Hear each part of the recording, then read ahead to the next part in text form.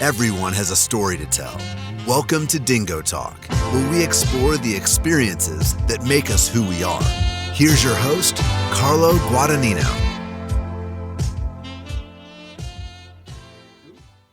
What's going on, Chuckleheads? I am Carlo Guadagnino. This is DingoTalk. Welcome back.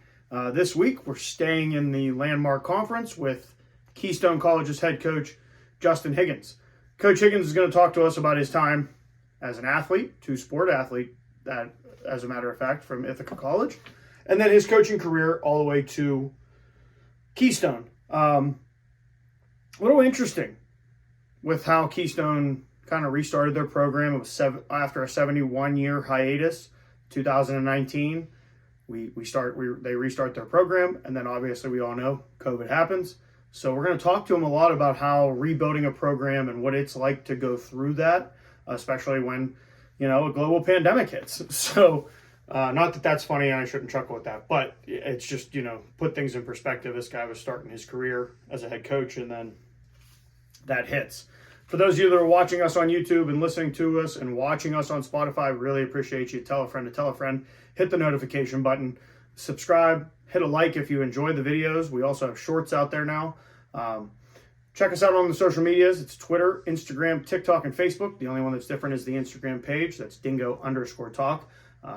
And this week in particular, the Twitter page has been very active. We're talking about kind of the issues with the playoff system and a couple other things. So make sure if you haven't joined that conversation yet, you get on, because it's a great conversation going on about how to improve where we are, which is the Elite Eight. And one team won't be there. Pretty famous team, Mount Union, out. So that side of the bracket up for grabs. So we're going to talk about that. Obviously, a better week for one other person. I had a good week. Mount Union did kind of screw that up. Serenity had herself a good week. Mount Union did, in fact, screw that up. And DB, 2 losses. So I'll just leave it at that, buddy. Without further ado, though, this is Coach Higgins. What's going on, Chuckleheads? I am Carlo Guadagnino. This is Dingo Talk. My guest this week is the head football coach at Keystone College, Justin Higgins. Coach Higgins, thank you for joining us. No, thank you for having me. Coach, we're going to do this the same way we do every week. I'm going to put you in a little bit of a time machine. We're going to talk about your playing days. We're going to work our way forward. So my question starts with, how did you find yourself at Ithaca? That was a long time ago. I'm going to have to really use my memory on this one. When going through the college search process, I was trying to find that place that was a fit in terms of a place I could see myself. Knew a couple people that had gone, older people had recommended, went out there and really enjoyed it, and seeing it, beautiful area. It was about 4 hours away from where I was from in Warrensburg, New York. So not too far away, I guess, but, kind of getting out there. And, I guess once I made that visit, I think I knew that was going to be the place, and, really chose it for the school aspect of it, and then ended up, down the road, started coaching there, not to zoom too much forward, but again, just, knew it was kind of the place for me. Well, and football wasn't your only avenue there. You were a two-sport athlete. You played baseball and football. So what was that aspect like, which is kind of like the Division III mold, right? Is you have the opportunity to play multiple sports if you want to. Yeah, and I think playing is a loose term. I guess the more accurate was I was a part of both programs, and which gave me perspective kind of once you get into coaching. When I first got there, I thought baseball was actually going to be my avenue, and started baseball. Began in trying out as a freshman, and didn't work out. Kind of slid into football. Ended up, being part of the program there. Again, playing not necessarily the accurate term, but I had a chance to be a part of the program. Very, very challenging program, and obviously very competitive. Ended up, on the team for 1 year. At football, and then actually transitioned that into a coaching career. They asked if I wanted to start coaching rather than continue playing. Again, I think my choice is going from baseball then into trying to play football again. and not being successfully able to, transition that successfully playing. But I was able to start coaching early, and I think that's when kind of the hook got set. Now, so you were a student coach. How does that, that's got to be a little bit of a difficult role to be in when you're talking about people that you go to school with, and for 60 minutes to 2 hours, you're kind of the boss. Yeah, it was unique, and especially playing the year before, with some of them on the field, on the practice field, and hanging out with them and getting a chance to then, as a senior, start coaching. There's a very different element to it. It's something that, when I talk to young coaches, I can relate to having to do that, and some have to do it, as a first year out, but obviously coaching guys that they played with, that they hung out with. And, I think the biggest thing is just not taking yourself too seriously. I know you mentioned kind of the boss aspect, but, being a younger coach, and kind of low level on the staff at that point as a student assistant, just trying to learn and again, drawing a line between player and coach, but again, not so seriously where you're going, you're bossing people around, you're that way. You want to coach, you want to teach, you want to provide them a structure, but then again, you want to continue growing as a young coach too. Now, after your time at Ithaca was done, and you graduate with a poli-sci major, correct? You graduated with a poli-sci degree. Why was Keene the next place that you went? And then transitioning into the classroom instruction and whatnot, why was that the field that you decided to go for your master's? Yeah, so I always thought that I was going to be a lawyer. Actually, up through my senior year, I was studying for my LSATs in college at Ithaca. I was looking at law schools. I was ready to go, and I always kept kind of in the back pocket. If law school doesn't work out, maybe I would teach and coach at high school. So when I got the opportunity as a senior to coach instead, and I saw how much I really liked it, it kind of flipped that switch to not only away from law school and into coaching, but even more so really enjoyed the college coaching aspect than I thought I would. So my next path was finding a grad assistant job where I could continue coaching.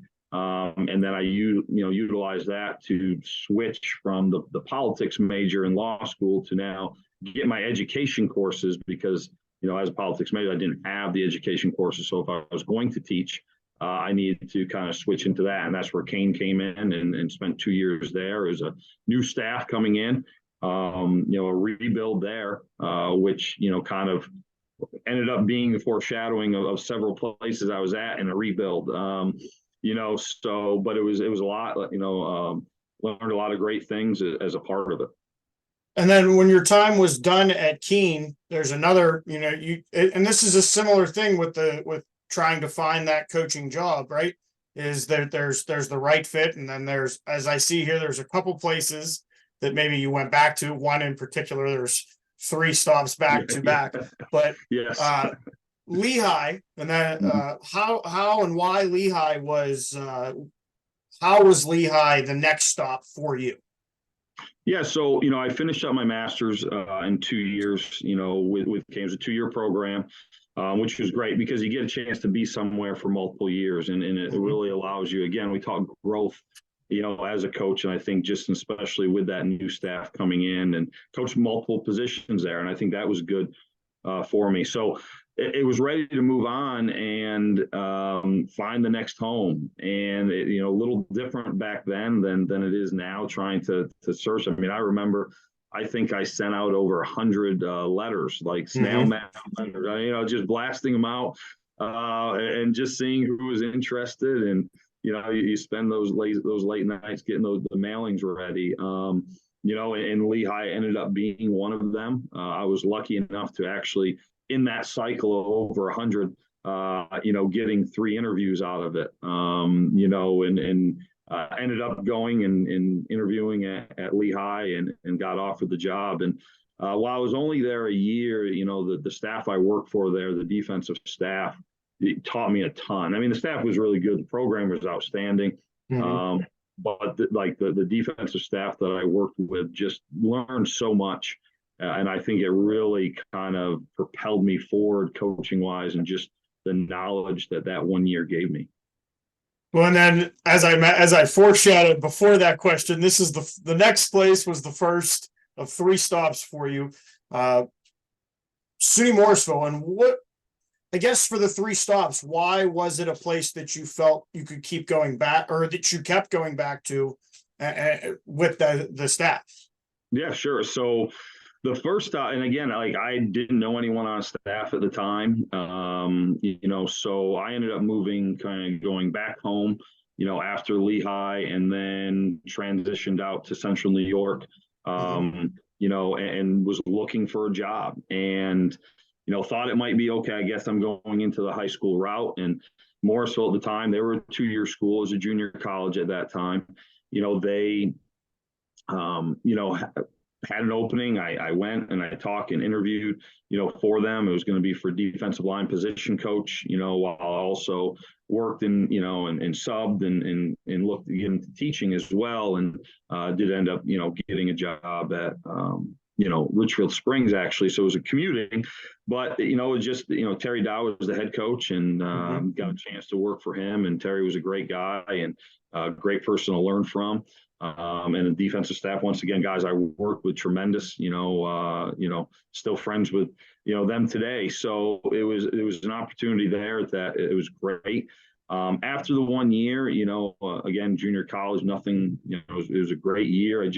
As I went in the place I was teaching at Richfield Springs, had a head coach job opening, again, thinking that maybe high school was going to be the route, and ended up trying that after the year with Richfield Springs. So it wasn't leaving on a bad note by any means. And then kind of to flip back, Morrisville was making the transition from a junior college into a 4-year. And we kind of talked rebuilds, in those type of sense.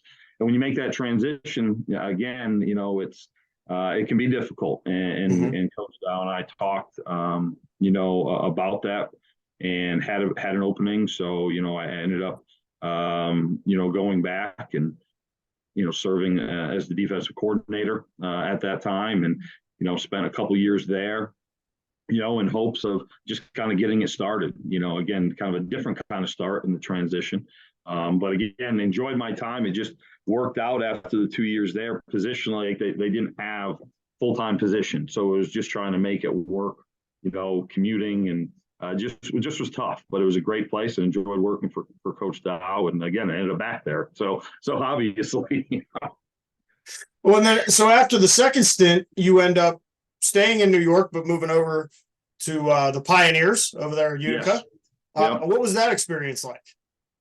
So I had known Coach Fagiano, through, obviously Ithaca a little bit, but, coaching against, when I was at Ithaca, he was at Fisher, for that year. And once again, a new staff coming in, that was his first year, my first year at Utica. So it was a brand new staff he was assembling. I was teaching right down the road at New York Mills, which is literally a 3-minute drive. So I think kind of the right place, right time. It just timed up. And again, it was nothing against my time at Morrisville. I just think it was just a fit at the time. Another opportunity to come in with brand new staff and kind of a rebuild, and seeing, again, trying to get things back on track for the program. We were actually replacing a staff that was their first head coach. When they brought back the program, the new head coach that had started the program there, we were actually replacing that staff, which again later on came to be useful in kind of seeing coming in. And things that you had to kind of, I don't want to say fix, but just how things went, and just what you had to change. So I had a chance to be there for 2 years. It was really good. And just an opportunity came back open with Morrisville, in which I jumped on there. And then even it was still my third stint, but in that time, they made a head coaching change. And that's when Kurt Fitzpatrick came in. Coach Fitz came. He was the OC at Utica when I was there. So he was in that staff. So when they transition head coaches and Coach Fisk came in, I was lucky enough, he kept me on staff. And that's what kept me there for the multiple years after. And then right before we get into unpacking the 2018 and on, because it gets a little dicey there after with a global pandemic and everything rearing its ugly head.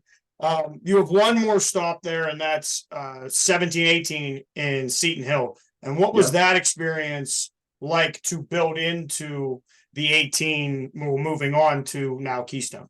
Yeah, and again, like the time at Morrisville was great. Working for Coach Fitz was great. Really enjoyed it. It just, again, being in that area at the school for a while, it just, as I was looking at an opportunity and actually going out to coach with Coach Isaac Collins, who was the DB coach at Lehigh when I got there, many years before, just another connecting point of going and working with someone who, again, they were in a rebuild. He had been there already for a couple of years, but I had the opportunity to come in. And again, knowing how hard Coach Collins works and what he stands for, I just wanted to have a chance for that. And the move wasn't meant to be a one-year move. One of the big things for me in my multiple stints at Morrisville and coaching at Richfield Springs and at Utica in between was I didn't have to move the family. I commuted a little bit, but I didn't have to move the family. And that's the one thing early on in my coaching career I tried not to do. I wanted to be able to keep that balance. So when we made the move out to Western PA, again, it wasn't meant to be the one-year move. I went out there and trying to, again, see if we could get things on track at Seton Hill, but during that spring, really January, the opening came here at Keystone, and starting your own program, I couldn't pass up the opportunity to throw my hat in. Again, being a blue collar guy and growing up, kind of to build your own program, was exciting. So it ended up being 1 year only at Seton Hill, but I enjoyed that year. Wasn't the plan, but again, best laid plans, right? So, and it's interesting you talk about, for those of you that don't know, in 2018, after a 71-year hiatus, the football program returned to Keystone, and that's kind of this whole second half of the show is going to be all about that and where we are today. So, Coach, first and foremost, I got to ask you, what was the hardest part about rebuilding a program from the ground up, especially the fact that there was a year where you kind of weren't able to put anything on the field? You're right as you're getting into you're getting your feet in. We all shut down and we stopped for a year. So what was that like in those early years? Yeah, I think the biggest thing to wrap your mind around just the element of what's ahead of you. When I had the opportunity and, like I said, interviewed and, was excited to have it, but I'm like, who knows your chances of getting that job. So when I got the call, like, great, and then it's like, wow, there's a lot of work to be done here. There's nothing here, in which but it just, that's the wrapping your head around just, okay, how do we go about it? And during the interview process, and even in my early days here, like I had contacted a lot of programs that had started football, whether it be talking to head coaches or ADs, or assistant coaches. And there's no right or wrong way. Every place is going to be different. And I think that's one of the big things as I looked at is how did each start it, but what was going to work for me, and building on, again, being kind of part of 4 rebuilds. You saw different elements of having to break down a program to restart it. And here, you didn't have to break anything down, but you still had the element of what worked in those places, what was good, what was bad, and then talking to these other programs. So you came in with I came in with a somewhat of a perspective, but again, until you do it, I mean, this is different. That's for sure, starting a program. And I think the biggest thing was wrapping my mind around that it's going to take time. And I'm not a patient person. A lot of people tell me. So, to take this and I just, getting everyone on board with, we're going to have a process, and shoot, we're still in the process. We still have ways to go. But that was the biggest thing of just, because especially in 18, like we didn't we didn't play like and that was planned. I came in 18, it was kind of building the infrastructure, coaches, facilities, recruiting. And that was the first time I hadn't coached in a really long time in the fall. To sit around and not practice and not game plan and not coach on a Saturday, was for, again, for the first time in almost 2 decades, it was tough. Mm-hmm. So, but it was necessary, and I would not change it. Having that year to kind of set things in motion and get things in order so you're not rushing. And then going into 19, which we played as a club team. So we were not an NCAA team. Once again, would not change that either. We played 7 games that year with a roster, basically that were all freshmen. We played a couple JV teams, played 3 JV teams. We played 3 varsity teams because we wanted to give them the experience of what it's like to go against 22 and 23-year-olds to let them know. And then we played junior college. So we got a little experience, but we also were able to develop our guys in the JV games. And that was supposed to launch us into 2020 official NCAA year 1. And obviously the pandemic jumped in and kind of changed those plans. Now, did that help? Obviously that was a chaotic time for everybody, but for you guys, was it helpful to have another year to build on? And was there ever a doubt with that, like, oh man, right as we're getting off the ground, this year could derail, what we were building? Right. So I don't know. I mean, I guess here's the thing I'd say. The one thing kind of lost in that is we lost that off season.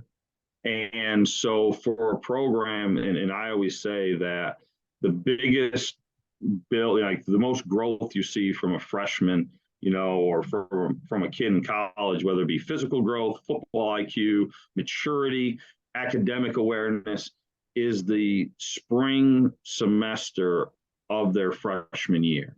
Mm-hmm. They're in a college weight room program in the off season for the first time. You're getting spring ball. We do a football 101 piece, just getting them, more knowledgeable in football, getting to know each other, the team bond. So we had 75, freshmen in that fall, and then you're going into that first off season and you lose it, because we lost over half the semester because of the pandemic. So that's kind of lost a little bit because that's the growth that you see. So I guess I would answer if it was a good thing. If we didn't lose the spring, mm-hmm. then I would have been happy playing that fall. I mean, I would have been happy anyway because it's that's what we're supposed to do and get out there.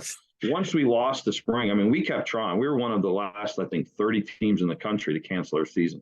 That you talk about chaotic. I mean, I'm on the phone. I mean, with anyone in the world that's that June to see if we can schedule. We had one team that we had agreed to play 3 different times that fall if we were both playing. I mean, it just was just to get games, and then 30 days out, we ended up having to cancel, and looking back with the unknowns, the right thing and, something we needed to do.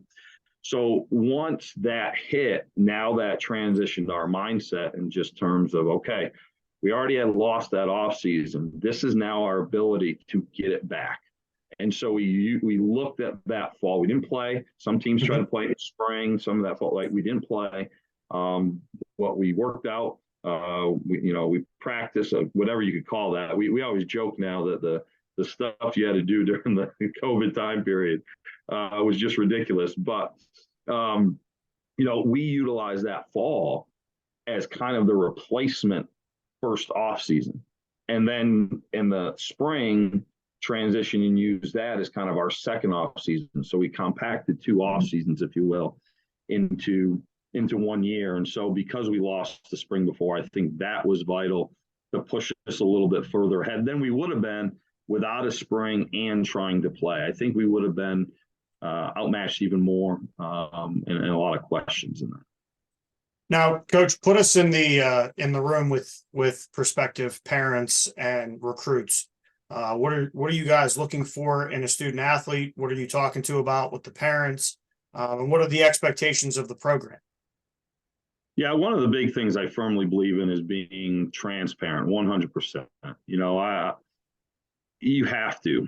Doing this again for a while and being at multiple places, every place isn't going to be a fit for a kid. So the first thing I talk to the kid about is what they want, because they've got to, like, the school that they're looking at has to be a fit. Academic, size of the school, distance from whatever might be the case, major.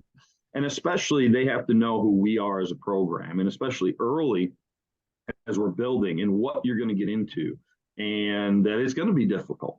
And we're very honest in that, and we express how much that they have to make sure that we're the right fit. We express what we look for in them to be that right fit, and especially early on, we wanted to make sure they fit the kid, that the young man that was going to help us build the culture.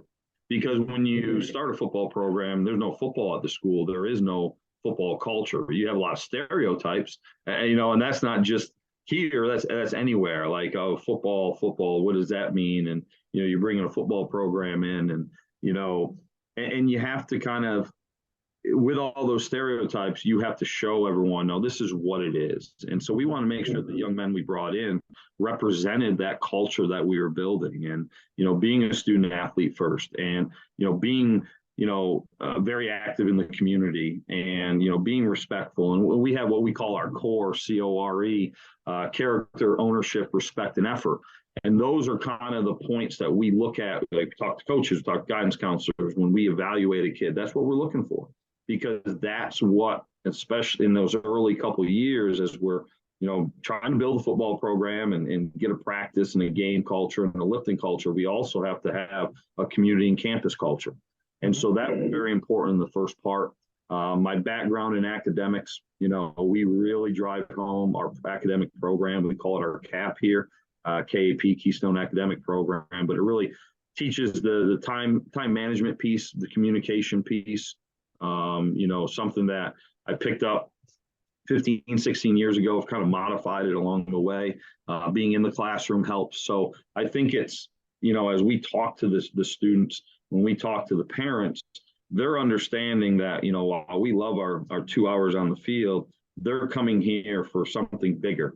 And it's fun. We're, have our end of the season meetings this week, and today was seniors that I had a chance to go and talk with our seniors that were leaving. And one of the things we tell them is, the main goal is in 4 years you're leaving with a degree. And that's something that we really stress. That's what we talk to our parents and our recruits about. That's going to be the main focus in what you do. And obviously, we've enjoyed our time football-wise building, but they have to understand that it's much more than that. Now, Coach, when you got the first win out of the way, was there a relief kind of coming off the shoulders of the coaches? Like, all right, we got the first one out of the way. Let's go build off of it. What was the emotions like for you? I think for me, if there was any kind of relief, I think it was more for the kids, okay. And, because I'll go back to year one without a win. And this kind of represents the type of kids that we have. So Division III football, you have 11 weeks to play 10 games. Everyone has a bye week. And our first year, we got the week 11 bye. So we played 10 straight games. So we're in week 10. We're at SUNY Maritime, and we've been getting better. Obviously, goal is to go 1-0 each week, but we hadn't. We were 0-9 at that point going into that last game in our first NCAA season, and we lost on a field goal as time expired. And to get that, the kids had fought so hard, and to get to that point, to kind of lose that momentum, that next week is our bye week. And again, let down, you think, all right, start recruiting, start the off season, pack up.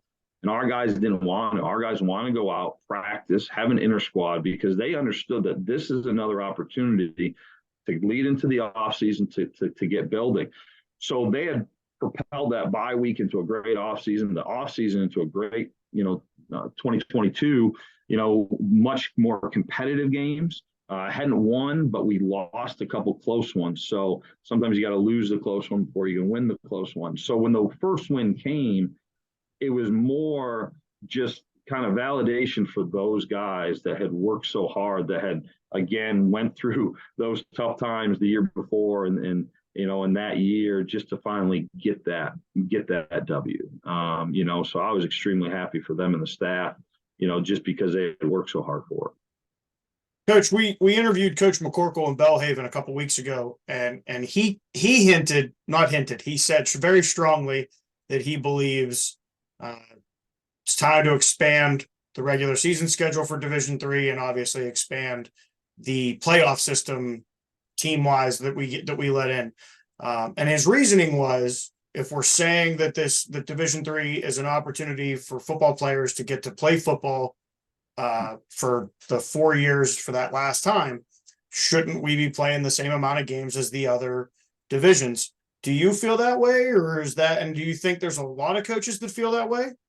Yeah, I don't know if they necessarily do or don't. I think to me, there's two things there. I think the expansion of the playoffs, I think, I would be in favor for. And when you just look, because of a lot of great programs out there, and with a number of automatic qualifiers, for the leagues, giving a chance for the at-larges, because listen, and trust us, we know this, it's very tough to win a college football game, so when you only lock one team in for some of these really tough divisions, that's tough. And I think the expansion of that would be beneficial to a lot of those student athletes and programs where you get more at large. So I think that, to me, would be the number one priority. And I think that then does affect the ability to expand the others, because if you're going to add more teams, there's more week in the playoffs, so I don't think that we can necessarily add more to the regular season in D3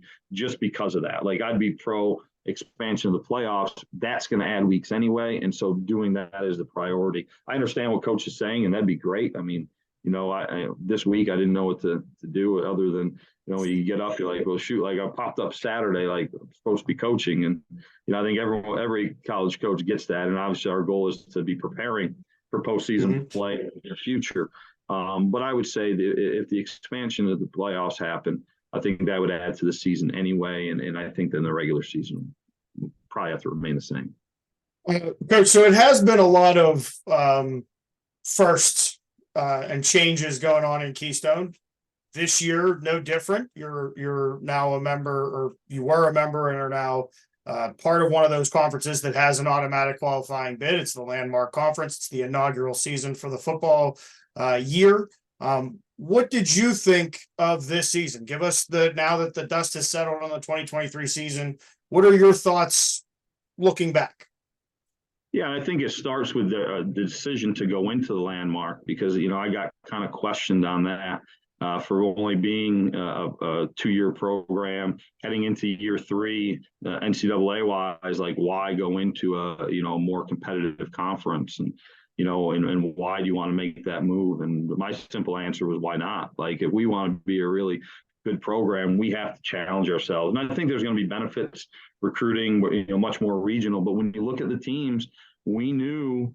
And we appreciate our time in the ECFC in those 2 years, and we obviously had our struggles there.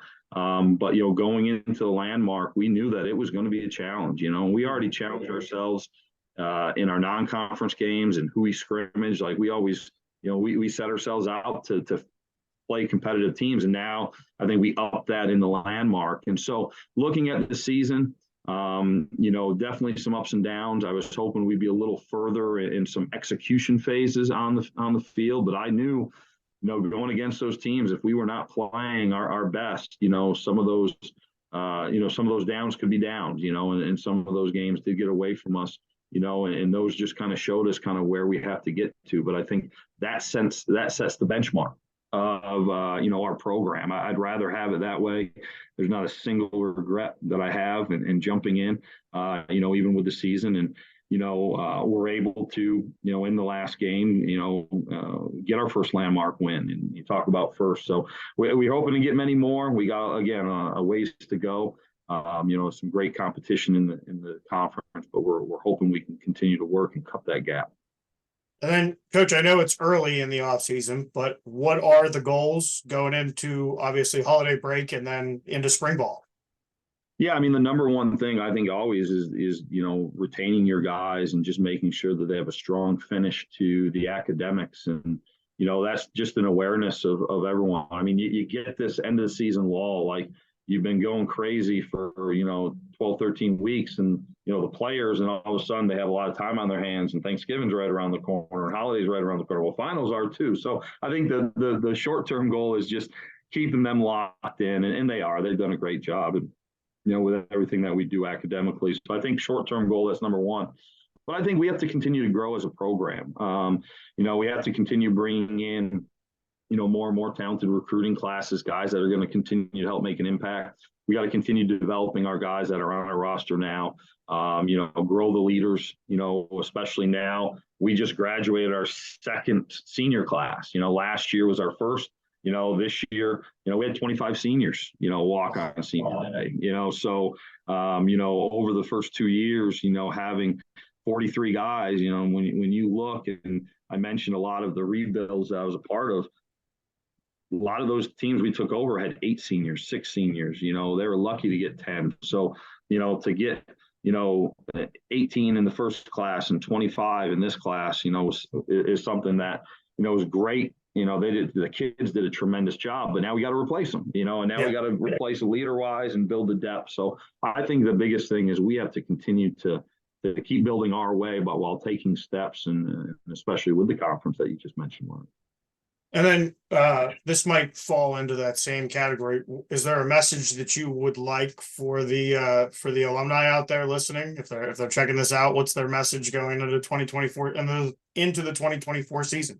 Yeah, I think the biggest thing is just, really appreciate what they've done to allow us to get to this part. They're the stories that probably could fill another 3 sessions of like that first class in 19 that came in. And then, these guys that are just the seniors now that are going out and, through COVID, again, just to be able to persevere and like I said, like the stories of like playing in that bye week, practicing, even though coming off a tough one and dealing with some of the stuff, every school is different. And, you work through, the pros and cons in every place and to focus on the positives like the kids did. I mean, when you look at what they were able to accomplish and, while we have a lot more, if you will, record book wise to accomplish, but just to get us to that point where we are, a competitive team, in 2 different conferences now. And again, we want to get much more, don't get me wrong, but I think just the appreciation of our football alum that started the program, to get us to this point, we have a great deal of admiration for them. And then this is the last football question, and then we got 5 spitball questions for you. Okay. The last football related question is, how do you feel over your coaching career that your philosophy has changed, if it has? Yeah, I think it to some degree it has. I think it has to. You're dealing with different, age group of generations, however you want to say it. You have to adapt to what's important to them.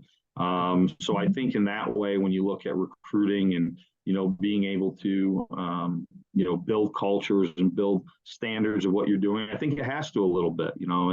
Some of my players way back, maybe they say I got a little softer as I got older. 3 daughters does that. 4 kids, 3 of them daughters probably does that a little bit.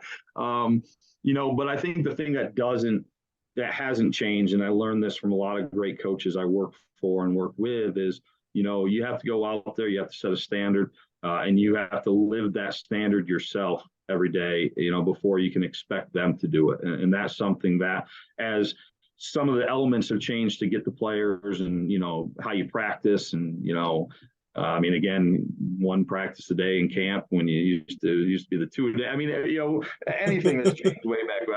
I joke about how we used to have to actually do cut-ups film wise. That was many years before huddle. But, with all those things evolving and changing and philosophy changing, you've got to be true to yourself. You got to be true to your program, and you've got to live that every day. All right, Coach. Now, these are the 5 questions. They have nothing to do with football. All right. If you could live anywhere in the world, where would it be and why? Oh, interesting. Boy, that's a good one. I always want to go to Alaska. I don't know if I'd want to live there. I guess I would say, take the easy way out and go back home in Warrensburg, New York. Okay. What's the most important lesson that you've learned over your career? You just got to keep working and keep grinding. There's going to be a lot of things that are going to go wrong, and you have to be able to adapt, and I guess the biggest thing is when those obstacles come up, you have to make them detours, not roadblocks. Coach, if you weren't coaching, what would you be doing and why? Depends on the day sometimes if I think about which I'd rather be doing. I guess, because of my teaching background, I guess I'd be teaching, but I do always wonder how I would fare in the courtroom if I pursued that law degree. Best compliment you've ever received? I don't know if I get too many of those. I don't know. So I think the biggest thing is just people just consider me a very honest person, straightforward, and not sugarcoat too much. So. And then on the other side of compliments, best insult you've ever received? Oh, that's also a lot. Probably put a tape recorder up on Saturdays in the stands. You get quite a few of them, So the best insult, boy, I tune most of them out, I think, or laugh them off. I don't know if I can think of one offhand. Like I said, there's probably been plenty. And then the last question I've asked every coach, it's kind of worded funny, so stay with me. It's, was there a question you were expecting me to ask you? And if so, how would you have answered it? No, I think I did answer. I think what you asked was kind of what I was expecting. So. Well, that brings us to the end. Now, here's what we normally do. We normally send it to overtime with Serenity Brown. I don't know where the picks are this week, so I'm going to send it to her and hope that we have our picks in for this week of the playoffs. Coach, I want to say thank you very much for taking the time here, really just right after the season has pretty much wrapped up, sitting down with us and talking to us about Keystone football. Well, I appreciate it. Thanks again for giving the opportunity, and very excited about what we're building here program-wise and what the kids are doing, and glad I could share it. Hey, hopefully next year you and I are talking and we're talking about you knocking the Susquehanna group out of that top seat. So yeah, that's going to be a tall shore. They're a great program, but yeah, hopefully we can keep that work in. That's for sure. All right, Coach, we really appreciate it, and we will be right back, Chuckleheads. What's going on, Chuckleheads? I am Carlo Guadagnino. This is Overtime with Serenity Brown. That's Serenity Brown in her comfortable attire. We're here. We've got to the Elite Eight. We will get to our picks and whatnot here in just a moment. I want to say thank you to Coach Higgins joining us and talking to us about the Keystone program and how it has now come back after a 71-year hiatus. A lot of interesting things to talk about there where, you're going through the process of rebuilding a program that had been away for a very long time. Seems to have a great support system, and we're looking forward to talking to Coach Higgins again here in the near future. As I mentioned, we are here. It's the Elite Eight, as I mentioned in the intro. Why are you talking like that? Because it's very conspicuous about the team that's not in.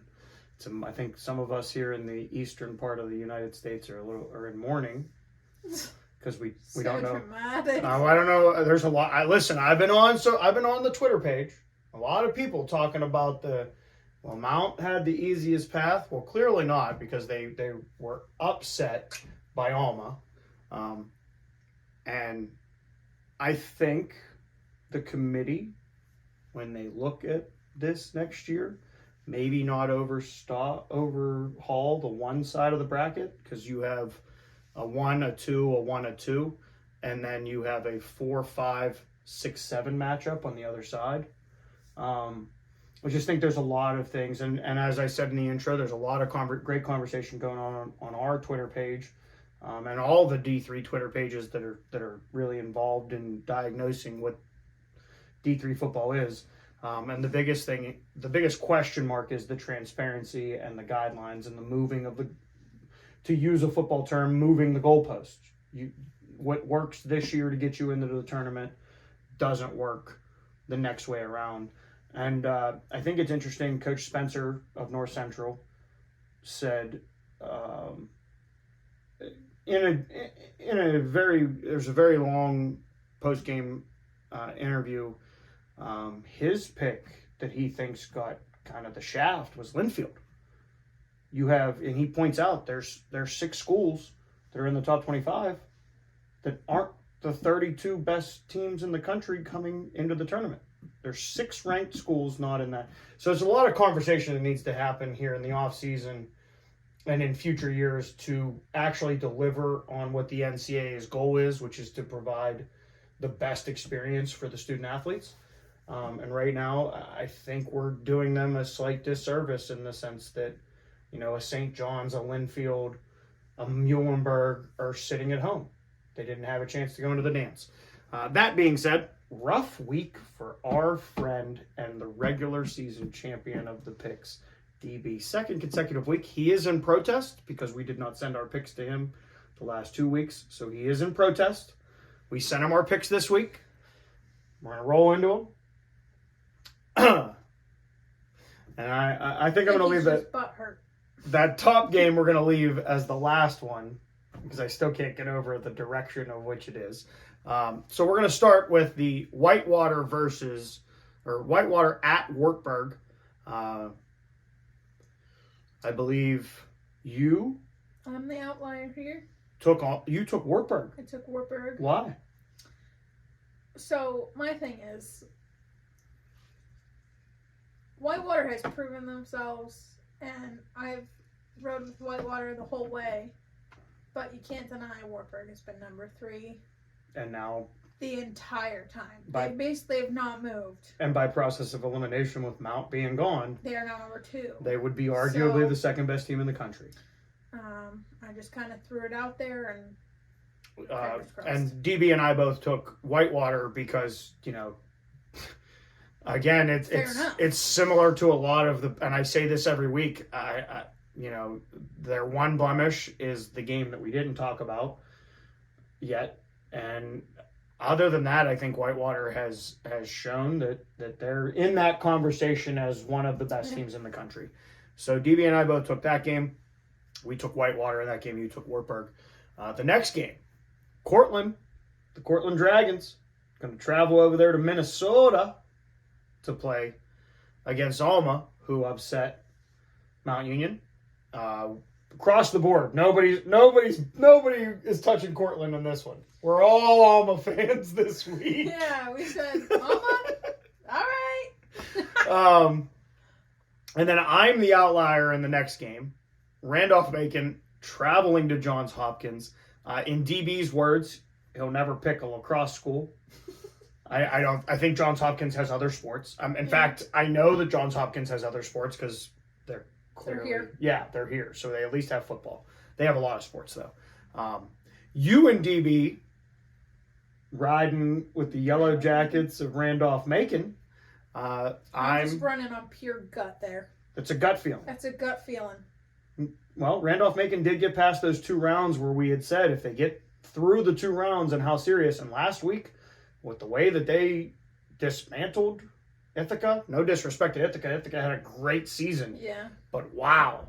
I actually saw a quote that said Randolph-Macon's built like a Midwest school. Big offensive line, big defensive line, fast skill guys on the outside, and a quarterback that probably could be playing at a different level other than in Division III. Again, it's kind of like last week. Hopkins, been here before. There was another joke made that, Randolph-Macon first 2 rounds, they're normally they find their way out of the tournament. Maybe this is the year. For that side of the bracket, you're really looking at that game. The matchup of Randolph-Macon Alma looks great.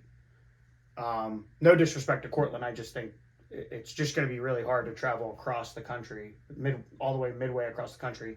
And then, again, like I said about Grove City, going to Cortland, I think it's tough to get on a bus and go. Yeah. Now, that being said, that leads us into the game that we are all in agreement.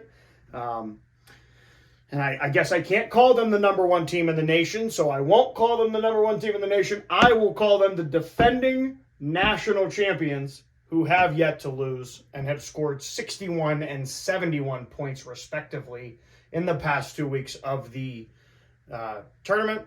North Central traveling to La Crosse. And again, Coach Spencer, who you won't see him this season on this show, but I think in the near future you will see him. We've had a lot of great conversations.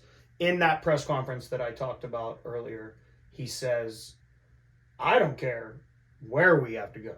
At the end of the day, you got to put the pads on and you got to play football. It's a good mindset to have. He also did point out statistically, La Crosse has played 8 Division III games. They're 8-0.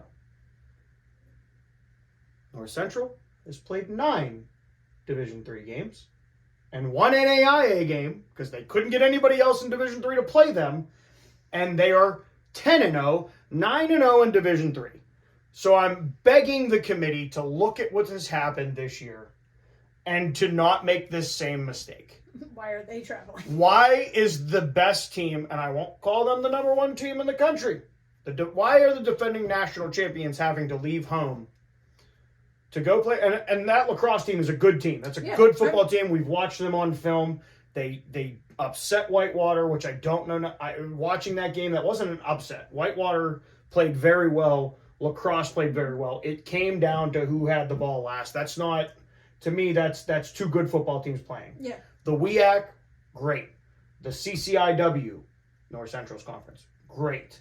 The MEAC, St. John's in that group, great. Alma, just so why I'm doing this.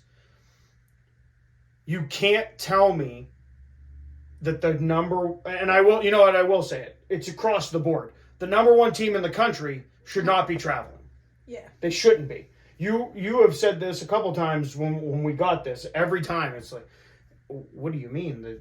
And on that side of the bracket, I'm pretty sure North Central's the lowest seed, which means that you're telling me that North Central's going to La Crosse to be an underdog when they've scored 71 points last week, 68 points or 65 points. Something's not right. Maybe I'm not the Someone expert. out there got a personal vendetta against North Central or something? Okay, let's not go there. I also want to clear that up. This is the last thing I will say. Also, we all picked North Central. Jokes. I'm kidding. We all picked North Central. There is a group of people that are very upset about the way North Central is being depicted. I asked the question. You can go back and look at the tweet. Has anybody actually said that North Central's not the best team in the country? Because I feel like outside of the committee room, not one person that's talking about Division III is sitting here questioning whether the team that won the national title and has yet to lose since they've won that national title is the best team in the country. It's almost scary when you look at their numbers, how far ahead they are in scores above the rest of the country. In fact, I think I shared a stat with you. There's 700 and some schools that have football across the country.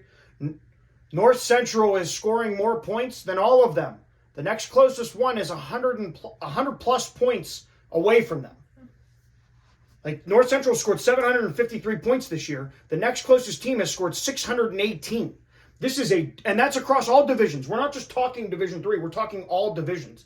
This is a dominant football team that I think is going to go in, and I think La Crosse is going to be real energized. I think we get an early, maybe the first score against, or no, sorry, they gave up some points last week, but maybe La Crosse gets out to an early lead. Do you think, with North Central being what they've been, do you think it kind of comes down to like people when they play them are kind of intimidated? No, I think it's the same thing as Alma Mount Union. I think Alma went into Larry Karras Stadium, gave it their all, and looked across the field, and as we talked to DB about, their coach said, don't worry about 3 weeks from now.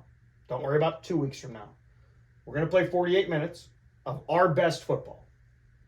And their best against Mount's best, Alma was better.